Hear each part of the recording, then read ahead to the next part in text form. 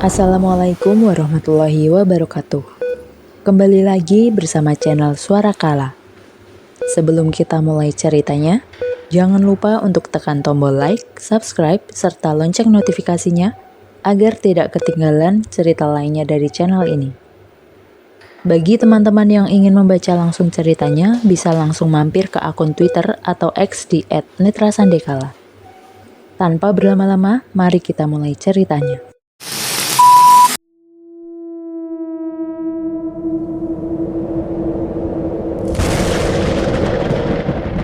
Ku dengar langkah kaki dari dalam.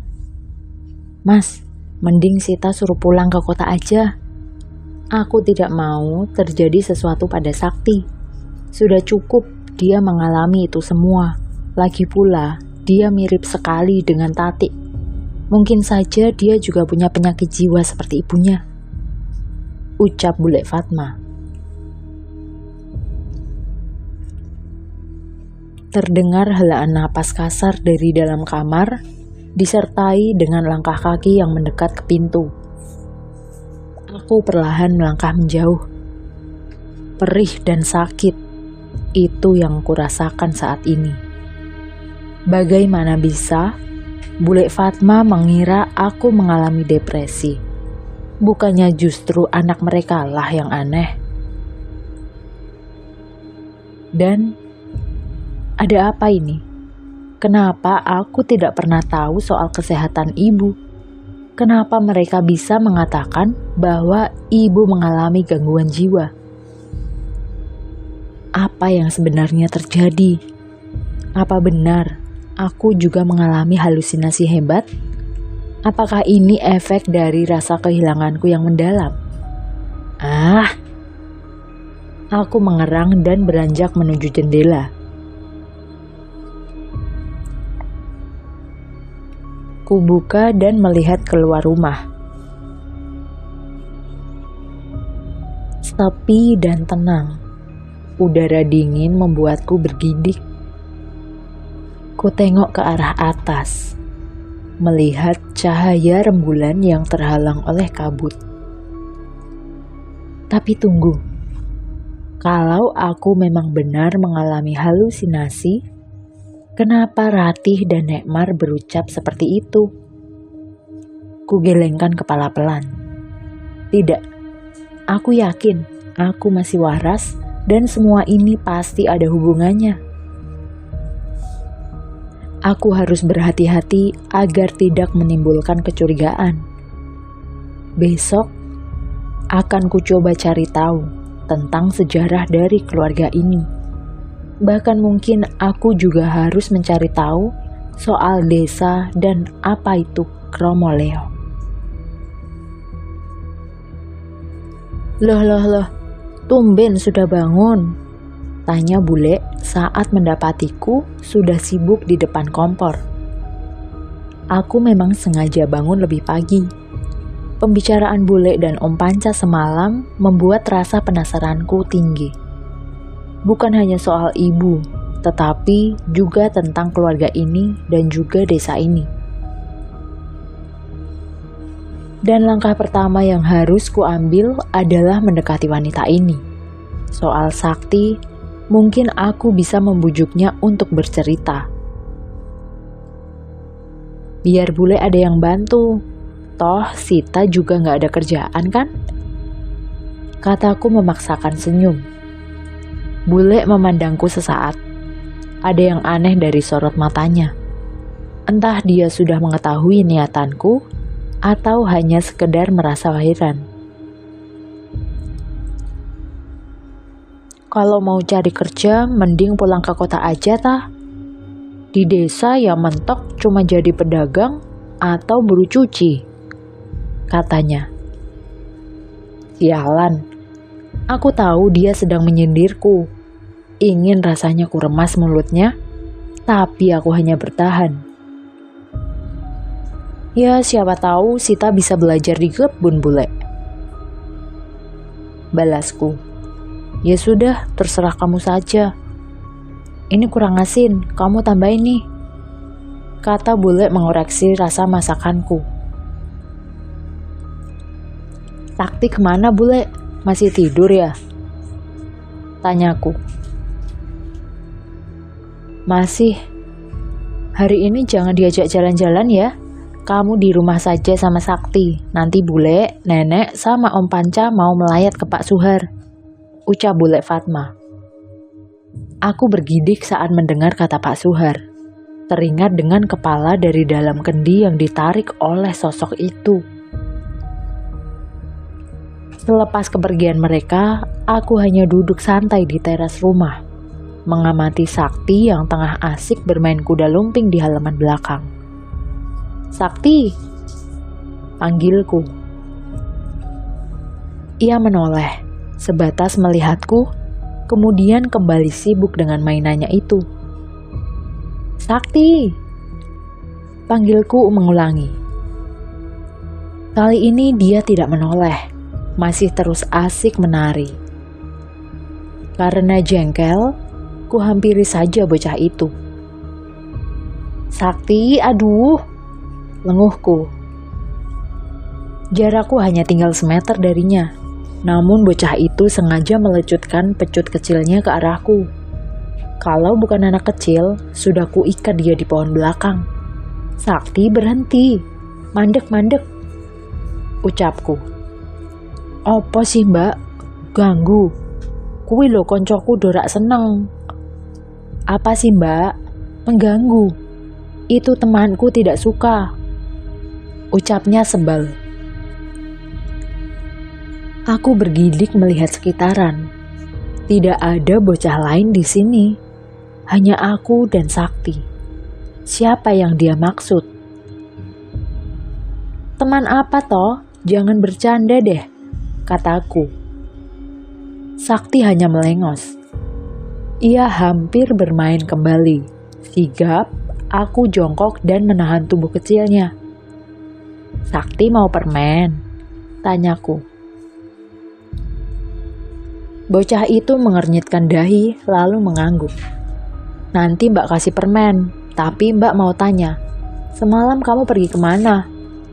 Tanyaku.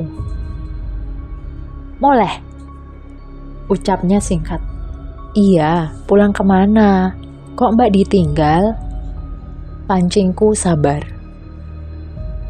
Mbak Sita tidur di jalan. Sakti bangunin gak mau, malah teriak-teriak. Terus Sakti panggil ibu sama bapak deh. Ucapnya polos. Aku heran, di mana sikap dewasa bocah ini? Kemarin sewaktu bersamaku, dia jauh lebih dewasa. Apa benar semalam aku hanya berhalusinasi? Mbak, jangan melamun, kata temanku nanti kesambet setan. Ucap Sakti dan kembali memainkan kuda lumping miliknya. Aku menggeleng. Aku kembali ke teras dan hanya mengamati bocah itu. Namun setelah beberapa saat, tidak ada yang aneh juga. Ratih, bisikku lirih. Tapi sebentar, kenapa pula aku harus mencari tahu semua ini? Mungkin memang aku yang berhalusinasi. Tapi tidak, kejadian semalam benar-benar terasa nyata dan bukan hanya sekedar mimpi. Nyatanya aku sampai pingsan. Belum pernah sekalipun aku pingsan. Bahkan saat aku berkelahi dengan teman-temanku dulu di kota, justru merekalah yang pingsan setelah menerima tonjokanku. Sakti, mau ikut jalan-jalan gak? Tanyaku. Kemana? Balas bocah itu langsung berlari ke arahku. Ke puncak bukit itu, ucapku. Sakti menggeleng tampak ketakutan. Sakti tidak boleh main kecungkup. Di sana ada setan, ucapnya. Mbak Sita bosen kalau cuma di rumah. Ayo, nanti mbak beliin permen yang banyak deh, bujukku. 5, katanya sambil mengangkat kedua tangannya membentangkan ke 10 jarinya. Lebih deh, ayo. ucapku sekali lagi. Kemudian Sakti mengangguk.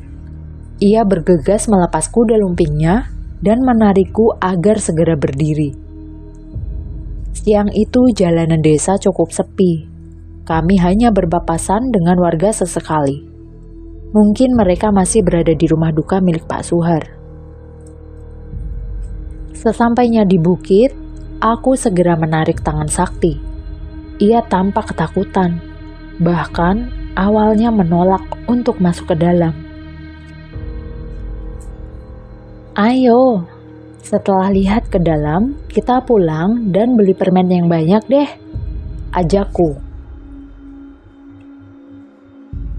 Akhirnya Sakti mau, walaupun dia memintaku untuk menggendongnya.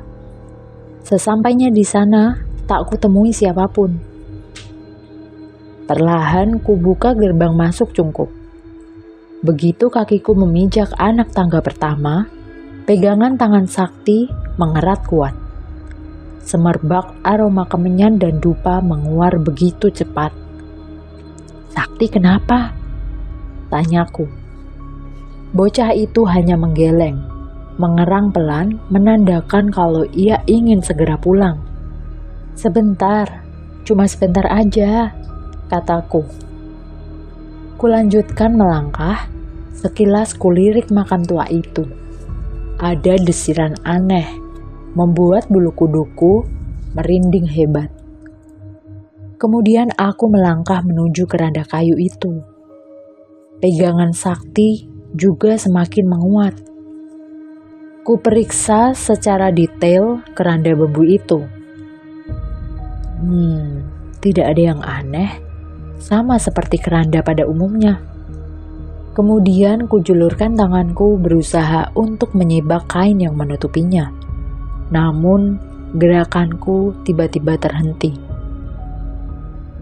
"Ojo," ucap Sakti. "Kenapa? Ini kan cuman kain," kataku. Sakti tidak menjawab.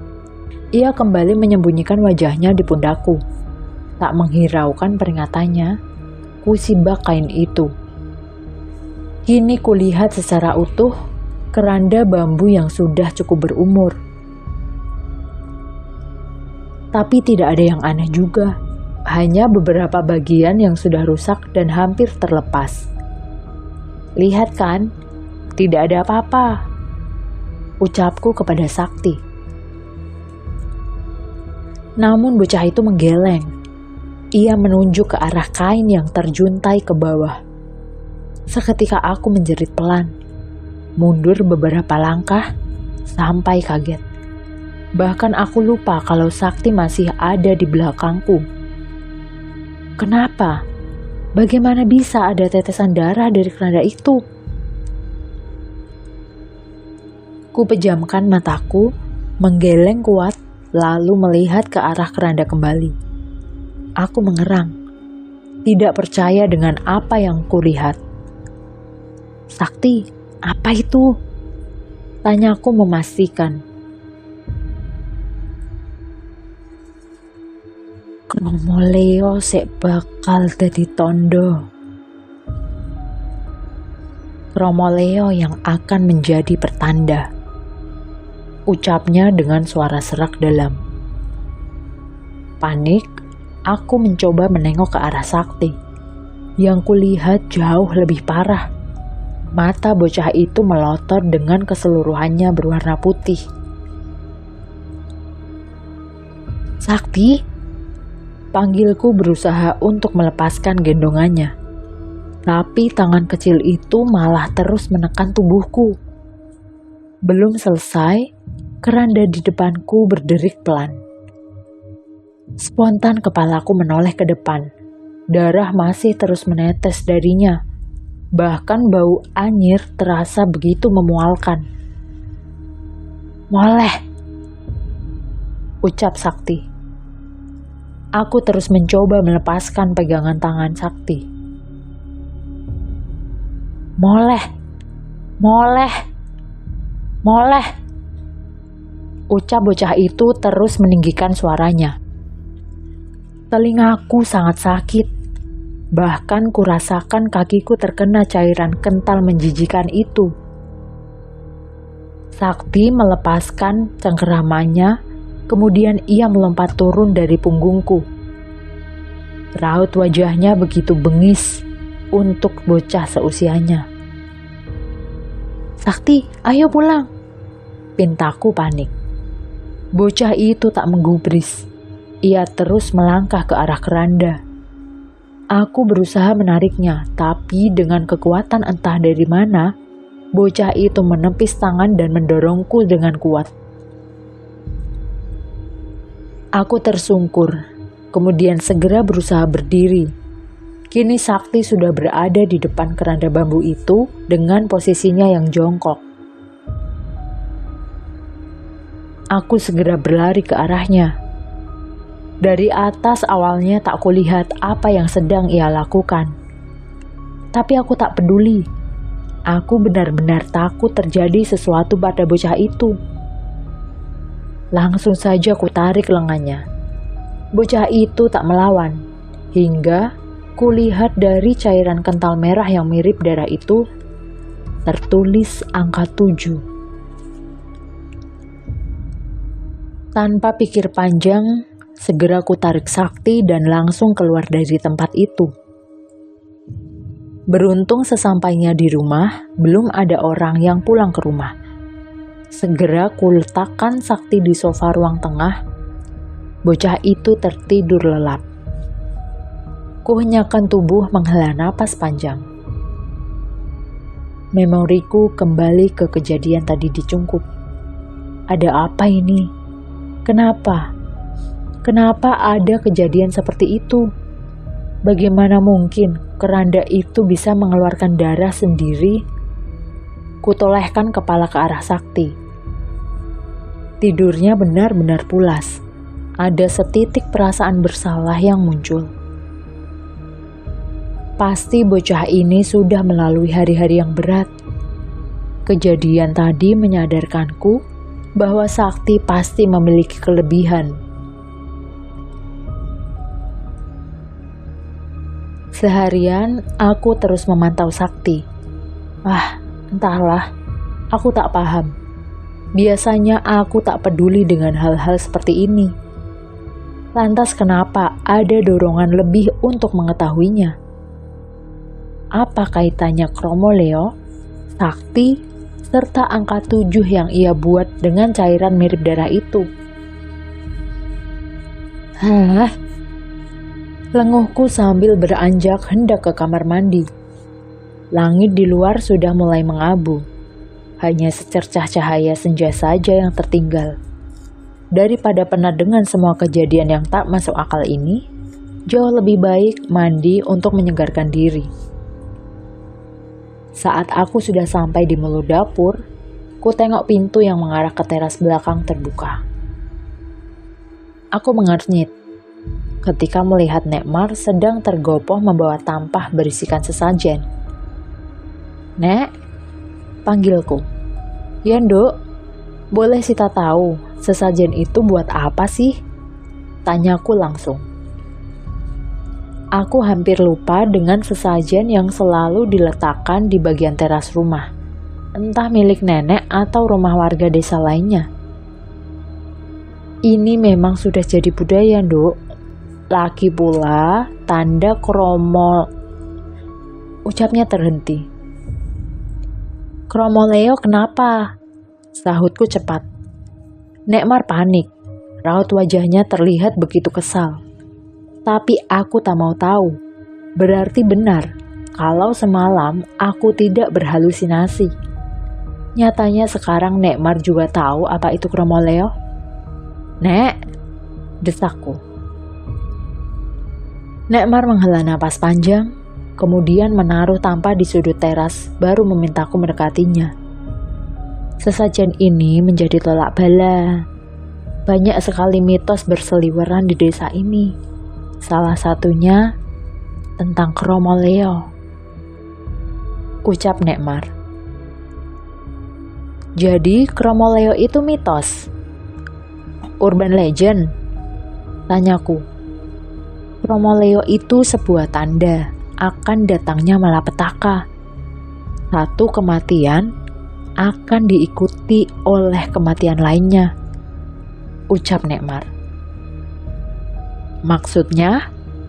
Tanya aku masih kebingungan.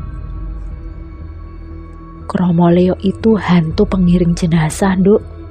Tiap kali kedatangannya pasti menandakan akan adanya kematian. Dulu pernah kejadian seperti ini. Bahkan kematian yang mereka terima begitu sadis. Jelas Nekmar padaku. Jadi Kromoleo ini meminta tumbal?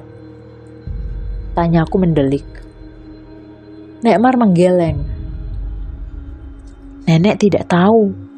Bahkan setelah kamu bercerita mendengar kerumunan orang tempo hari, nenek sudah sadar. Pasti demit itu akan muncul, ucapnya. Sita melihat kepala Pak Suhar, ditarik dari dalam kendi yang mereka bawa. Kataku keceplosan. Hah? Kepala apa? Tanya Nekmar kaget kebingungan. Kutolehkan kepala ke arah dalam rumah, memastikan kalau anggota keluarga yang lain tak mendengarnya. Malam saat Sita pingsan, Sita melihat 6 orang, Nek.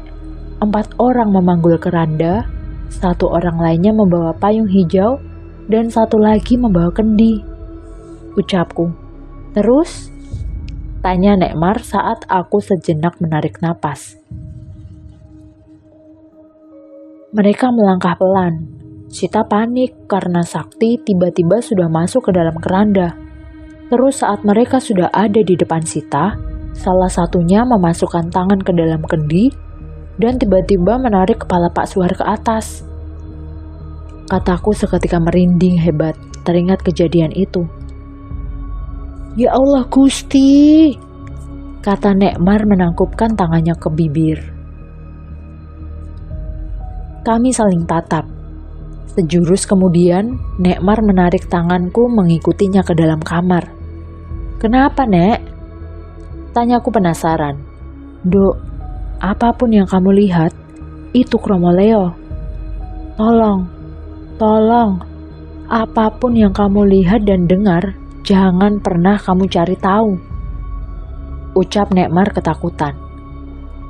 Apa ini ada hubungannya dengan ibu? Tanyaku cepat. Maksudnya? Tanya Nekmar kebingungan. Sebelum memutuskan untuk datang ke sini, Sita sudah cerita sama nenek kan? Sita selalu memimpikan ibu dengan kondisi saat aku menemukannya tergantung. Mimpi terakhir, 6 orang itu muncul tepat di bawah jasad ibu yang tergantung, ucapku. Astagfirullah. Duk, kamu harus pulang ke kota. Ini kesalahan. Jangan sampai apa yang terjadi dengan Tati terulang kembali, kata Nekmar menegaskan.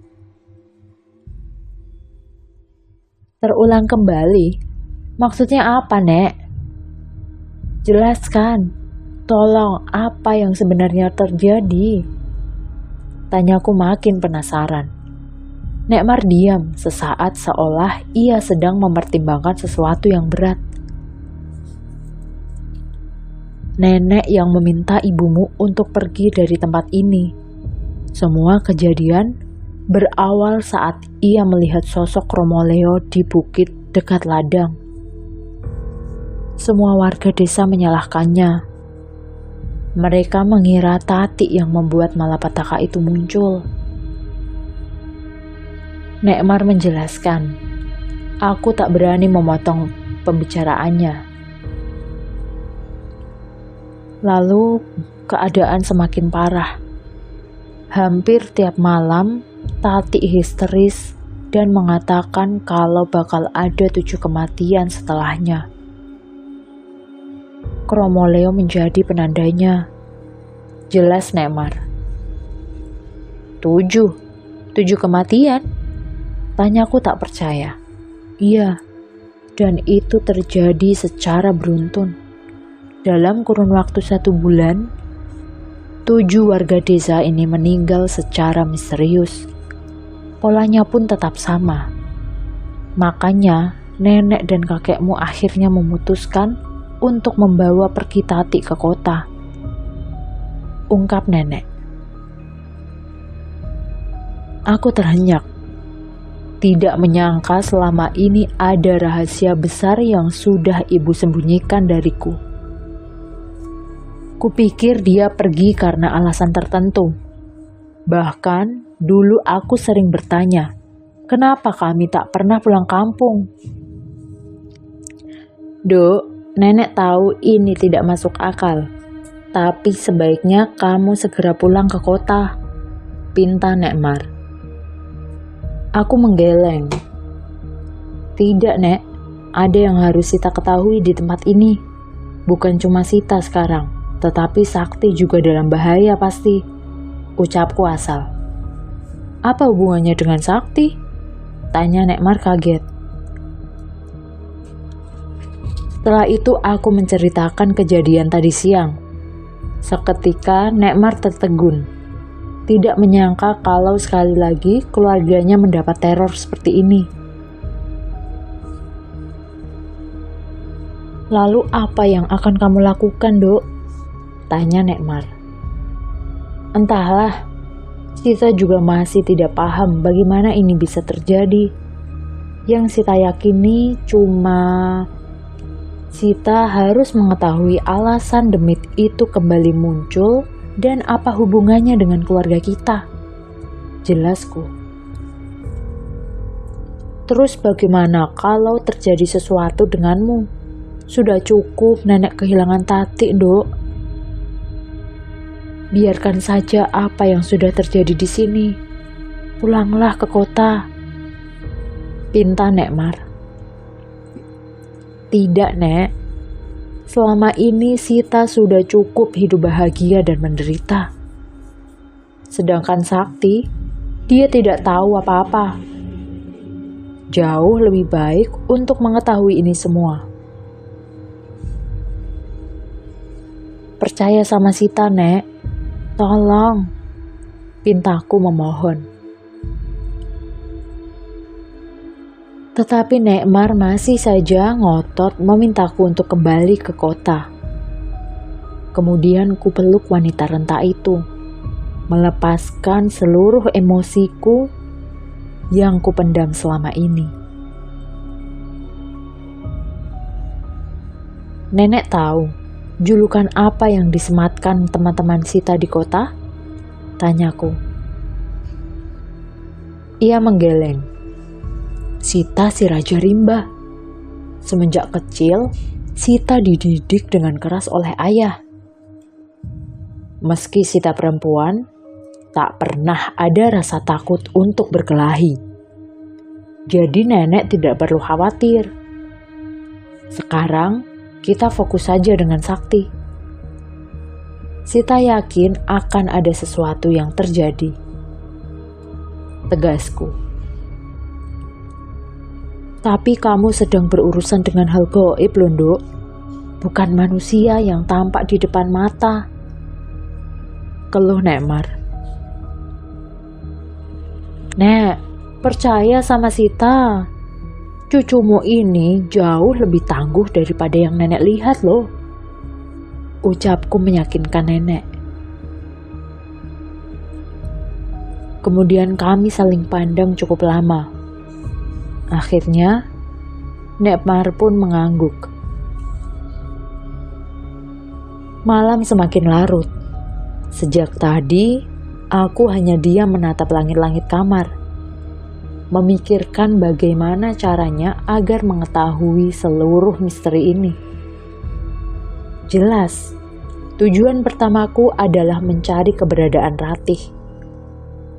Gadis itu menjadi salah satu kunci utama. Sengaja memang aku tak memberitahu soal Ratih kepada Nek Mar, karena aku tidak mau gegabah. Tanya kepada bocah yang ada di rumahmu, atau pergi ke tempat ini saat tengah malam. Aku teringat ucapan Ratih saat itu. Jelas aku tak akan pergi ke Cungkup sendirian tengah malam. Itu namanya bunuh diri dan bodoh. Sakti, ucapku lirih. Ya, hanya bocah itu yang bisa membantuku. Tapi bagaimana caranya ya? Pikirku. Kepalaku semakin berat saat memikirkan cara untuk keluar dari lingkaran setan ini. Banyak sekali asumsi di kepalaku, sampai aku bingung harus memulainya dari mana. Belum sempat aku berpikir lebih jauh, terdengar suara gaduh dari arah luar kamar. "Sakti! Sakti!" teriak Bule Fatma. Aku segera beranjak. Saat keluar kamar, kudapati Bule Fatma sudah dipeluk oleh Nek Mar. "Kenapa, Nek?" tanyaku. "Sakti hilang, Dok," ucap Nek Mar panik. "Hilang gimana? Kan tidur sama Bule," ucapku bingung. "Tadi Sakti minta ke kamar mandi, tapi tak kunjung juga masuk kamar. Saat Bule lihat keluar, pintu dapur sudah terbuka," ucapnya. "Om Panca kemana?" tanyaku juga panik. "Om Panca mencari Sakti," ucap nenek memandangku penuh arti. Tanpa mengucap sepatah kata pun, aku kembali masuk ke kamar dan meraih jaket yang tergantung di belakang pintu. "Kamu mau kemana, Dok?" tanya Nek Mar. "Mencari bocah tengil itu," ucapku langsung menghambur pergi mengabaikan teriakan Nek Mar dan Bule Fatma. Aku tak tahu kemana perginya bocah itu. Tapi langkah kakiku hanya mengarah ke satu tujuan. Ya, ke Cungkup di atas bukit itu. Aku yakin bocah itu pasti pergi ke sana. Dalam keremangan, aku terus berjalan cepat. Tak kuhiraukan dinginnya malam berkabut. Setan? Sudah. Bodoh amat jika bertemu mereka. Yang terpenting sekarang menemukan bocah gila itu. Beberapa saat kemudian, aku sudah sampai di atas bukit. Tapi tiba-tiba saja ada keraguan yang merasuk batinku. Aku ragu untuk masuk ke dalamnya. Tapi bayangan wajah Sakti yang sedang ketakutan muncul di depan mataku. Dengan menguatkan mental, aku segera melangkah masuk. Jantungku berdebar kencang. Aku memutari pohon. Sial, tempat ini begitu menakutkan di malam hari. Lihat saja bangunan menyedihkan itu. Kenapa aku nekat sekali? Hingga saat aku hendak masuk ke dalam Cungkup, jantungku seolah merosot dari tempatnya. Kulihat siluet orang sedang duduk bersimpuh di depan makam. "Ratih," panggilku. Wanita itu menoleh. Ia pun tampak kaget dengan kehadiranku. "Bocah itu hilang?" tanya Ratih. Kaget, aku segera menghambur ke dalam. Kucengkeram kerah baju kebayanya. Kupaksa wanita itu untuk berdiri. "Kemana? Di mana Sakti?" tanyaku penuh ancaman. Sontak, Ratih langsung menepisku kuat. Sudah kubilang jangan cari tahu. Atau pergi. Malah membuat masalah. Tukas Ratih. "Apa maksudmu? Di mana Sakti sekarang?" kataku penuh penekanan. "Tidak tahu. Kamu sendiri yang membuat ini semakin runyam.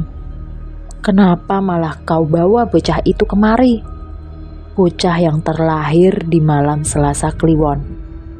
Bodoh," cibir Ratih. Ngomong tuh yang benar. Jangan membual. Aku mulai naik pitam. Aku hanya memintamu untuk bertanya ke bocah itu atau datang sendiri ke tempat ini, malah membawa calon korban yang diinginkan.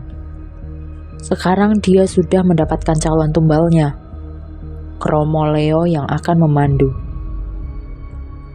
Sial. Apa yang sedang dibicarakan wanita ini? Tumbal? Tumbal apa? Apa maksudmu? Tanyaku tajam melotot ke arahnya. Kromoleo itu digunakan untuk ilmu hitam. Demit itu akan mencari mangsa sesuai perintah tuannya. Apa yang terjadi tadi siang di tempat ini sudah menunjukkan semuanya. 7. Angka 7 itu sebagai tanda bahwa Kromoleo akan membawa nyawa 7 orang. Dan salah satunya, kamu serta bocah itu. Ucap Ratih sambil menunjuk ke arah keranda. Lalu di mana Sakti? Tanyaku panik. Aku tak peduli dengan diriku. Tapi bagaimana jika terjadi sesuatu dengan bocah itu? Kalau aku tahu, aku juga tidak pergi ke tempat ini, ucapnya. Tunggu, bagaimana kamu tahu semua ini? Ucapku curiga. Ya, bagaimana dia tahu kalau Sakti menghilang? Tak perlu kujelaskan. Otak kecilmu tak akan bisa menerimanya. Sekarang yang paling penting cari bocah itu sebelum malam Selasa Kliwon tiba. Atau nyawamu dan nyawa ke-7 orang yang sudah ditandai akan mati, ucapnya. Lalu bagaimana? Mencari di mana? Hei, Ratih! Jeritku tak mampu menahan panik. Aku juga tidak tahu, katanya. Baik, saat ini aku percaya. Tapi ingat, jangan main-main. Aku juga bisa menjadi pemandu kematian. Ancamku padanya. Terserah. Sekarang, ayo cari bocah itu. Ucapnya sembari melangkah ke arah keranda bambu dan menarik kain putih yang mengikat salah satu ujungnya.